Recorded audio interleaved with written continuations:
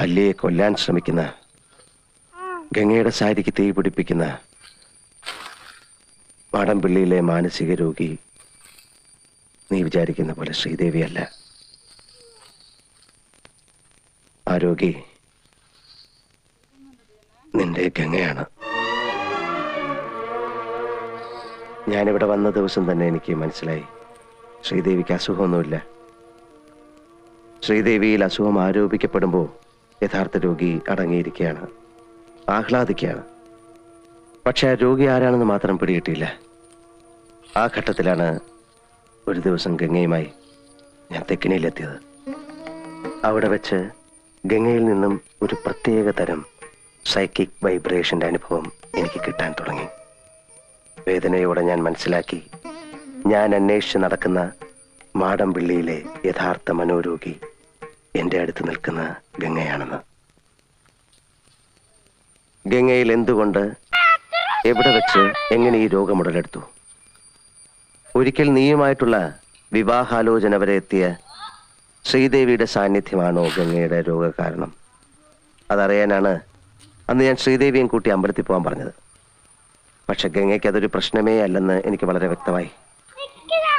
പഴങ്കഥയിലെ നാഗവല്ലിയുടെ ഒരു കാര്യം പറഞ്ഞ് ഗംഗയെ പ്രകോപിപ്പിക്കാൻ ഞാൻ ശ്രമിച്ചു. നാഗവല്ലിയുടെ ചിലങ്കയെ ചൊല്ലി എന്തൊക്കെയോ പറഞ്ഞ് ഞാൻ ഗംഗയോട് എതിർത്തു. ഗംഗ പ്രതികരിച്ചു, അതിശക്തമായി, അസാധാരണമായി.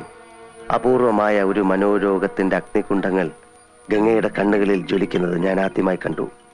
ആ നിമിഷങ്ങളിൽ ഒരു നിമിഷം ഗംഗ നാഗവല്ലിയായി മാറുകയായിരുന്നു. ഗംഗയുടെ അസുഖം അതാണ്.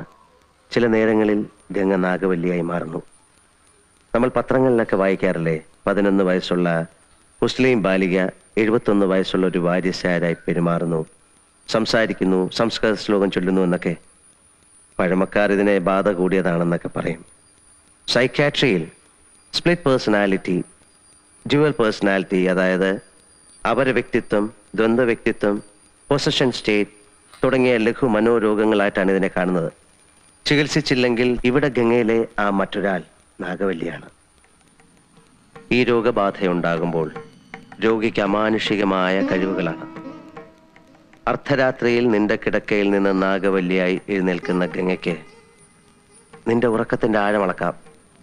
നീ എത്ര സമയം ഉറങ്ങും, ഏത് സെക്കൻഡിൽ ഉണരും ഒക്കെ അറിയാം. പകൽ സമയങ്ങളിൽ നിന്നോടൊപ്പം നടന്ന് നീ പോലും അറിയാതെ പലതും എറിഞ്ഞുടയ്ക്കുന്നു, കത്തിക്കുന്നു. രാത്രി കാലങ്ങളിൽ നൃത്തം പഠിച്ചിട്ടില്ലാത്ത ഗംഗ തമിഴ് പാട്ട് പാടി നൃത്തം ചെയ്യുന്നു.